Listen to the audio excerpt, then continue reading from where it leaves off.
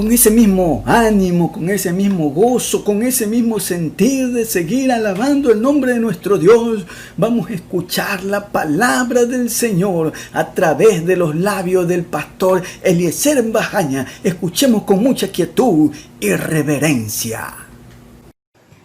Cierto día, dos personas con Biblia en mano se referían a las bodas de Caná, aduciendo que Jesús bailó, bebió y se embriagó.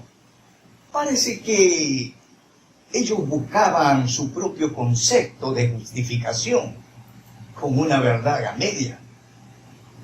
La boda en Israel era un acontecimiento gozoso, celebrado con música solemne, banquete, bromas, vino, el buen vino. Después del exilio, hacían contratos, sellaban contratos escritos.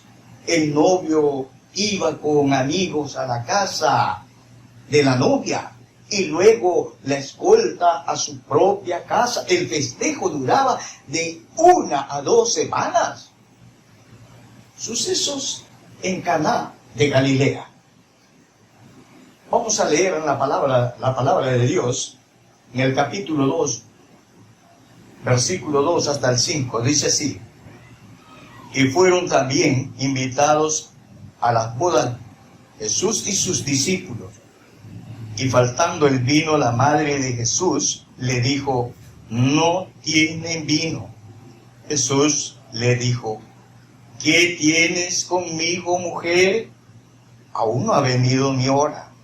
Su madre dijo a los que servían: haced todo lo que os dijere. Agotarse el vino en un motivo tan grande como en una boda, un motivo tan serio, era de vergüenza para los dueños de la casa. María dice: no tienen vino. Claro, diciendo que Jesús es proveedor y sustentador, y era el único que podía proveer ese vino y podía sustentar también para que la familia no quede mal. Por eso Jesús dijo: ¿qué tienes conmigo, mujer? La palabra mujer es la palabra más alta para darle la consideración a la mujer. Esa relación familiar que tenía Jesús con María, le dijo de esa manera: ¿qué tienes conmigo, mujer? Aún no ha venido mi hora. Quería decir, aún no ha venido la hora de presentar el ministerio y el poder de Dios en mi vida. Sin embargo, la madre de Jesús dijo a los que estaban sirviendo: haced todo lo que Él os dijere. ¿Qué mandamiento? Ese es un mandamiento a los discípulos. La forma real en que Jesús respondió a su madre fue claramente la de corregir algo. Pongan atención en esto. Cualquier malentendido, siendo que Jesús era Dios mismo, no podía recibir órdenes de cualquiera, así sea de la madre. Quizás nos sintamos tentados a pensar que no debiéramos ocupar tiempo en asuntos sociales, y por esa razón muchas personas no aceptan a Cristo como su Salvador. Es importante, déjeme decirle que es importante, amigos y hermanos míos, aquellas reuniones, con tal que no sean paganas, sean como la de los israelitas.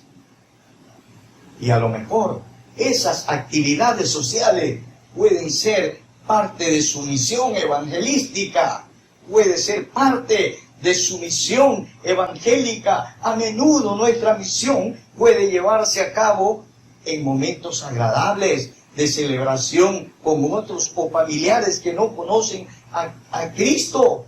Y eso no quiere decir que usted no se pueda reunir. Lo que tiene que ser que en esa reunión inclúyalo a Jesús. En ese momento placentero, incluya a Jesús. Como en su tiempo de trabajo, inclúyalo a Jesús también. Jesús emplea elementos para Él actuar. Dios emplea elementos para darnos salud, salvarnos de peligro, en fin. Jesús emplea elementos que Él desea. ¿Para qué? Para darnos la salvación, porque todas las cosas son hechas por Él y para Él. Así dice la palabra de Dios. Vamos a leer los versículos 6 hasta el 8 del mismo capítulo 2. Dice: y estaban allí 6 tinajas de piedra para agua conforme al rito de la purificación de los judíos, en cada una de las cuales cabían 2 o 3 cántaros.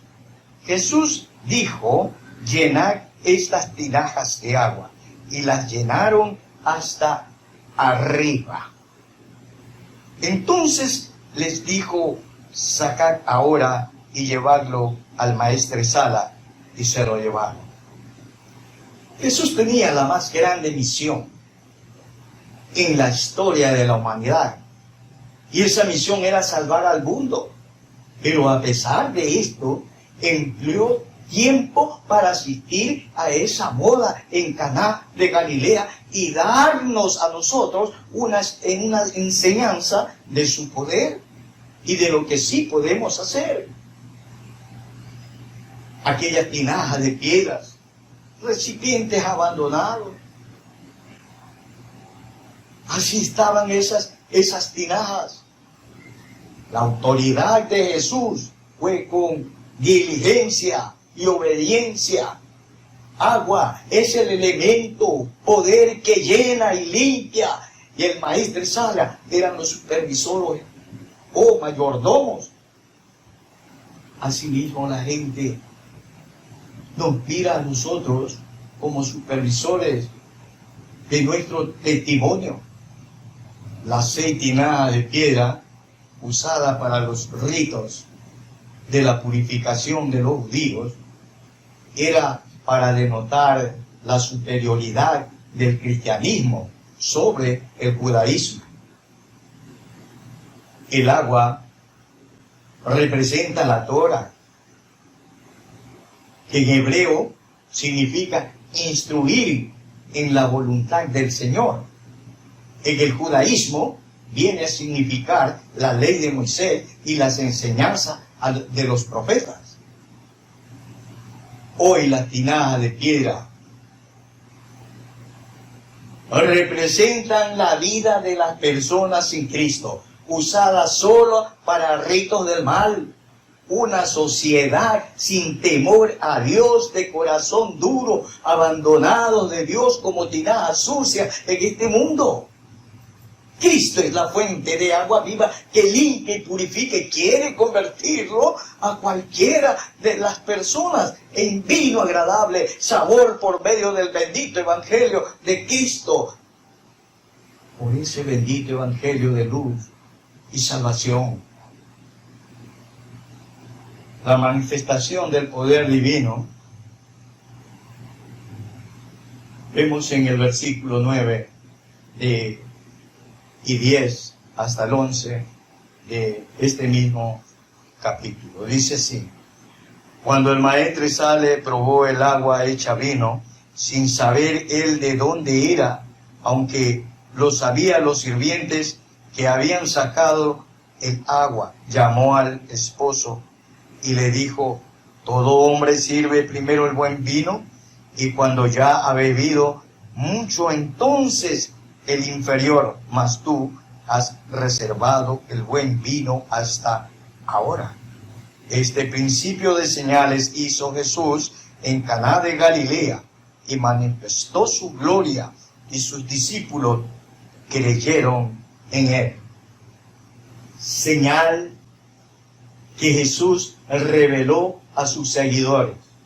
La gloria de Dios, y vieron las señales mejor que los observadores del lugar que estaban allí en ese momento. Los cristianos somos lentos en ver el contraste entre el agua insípida de la vieja vida y la riqueza de la nueva vida transformada en fe para discernir la gloria de Dios. Claro que sí. Pero se presenta duda para los mayordomos conformistas, sorpresas para los sirvientes, creencias para los que creen, conversión para los humildes que ven la gloria de Dios. Déjeme decirle que el vino que usaban los babilónicos o shecar era de tradición babilónico. Quiero dejar en claro eso porque en realidad como cristiano me dolió mucho escuchar esto. El vino shecar era de tradición babilónico, bebida fuerte elaborada con frutas, fermentación de cebada, miel de dátiles, granadas, vino de palma y jugo de la manzana. Con eso hacían esa bebida los babilónicos. Mientras el vino, Heródoto, era de origen griego. Era una mezcla con drogas estupefacientes, excitantes con flor de loto, producían embriaguez y alucinación. Ese era el vino de los griegos. El vino de los israelitas era de origen hebreo. Note la diferencia. Lo que Jesús tomó, sacado de la vendimia, esa vendimia de las uvas, de la cosecha de las uvas majadas en el lagar. El jugo primero para las fiestas especiales, el segundo jugo para después que se acabara el primero. Este jugo era aromatizado y mezclado con agua. Una vez que era aromatizado y mezclado con agua, se convertía en vino sin mosto y se lo almacenaba en odres supervisado por un maestresala. Nótese lo que hizo el Señor. Él convirtió el agua en vino, una señal. Siempre apunta hacia alguna verdad profunda que la transciende. De manera que es un contraste entre el agua insípida para el rito de la purificación de los judíos, en las tinajas representando la vieja vida de las personas, y el agua convertida en vino representando la riqueza de la nueva vida en Cristo y la fe para discernir la gloria de Dios. La pandemia lo ha enfriado, lo tiene desconcertado, está alejado, no puede contactarse con sus hermanos, no sabe qué hacer, está tranquilo, no le ha dado importancia, no le hace falta la iglesia. Bueno, si usted está en esa etapa y está pasando ese problema, levántese, busque a Cristo en la Biblia, en oración. Él es el refugio, Él es la verdad, Él es la vida, Él es el escape de la muerte y Él mismo es la resurrección de vida para vida eterna. Que así sea.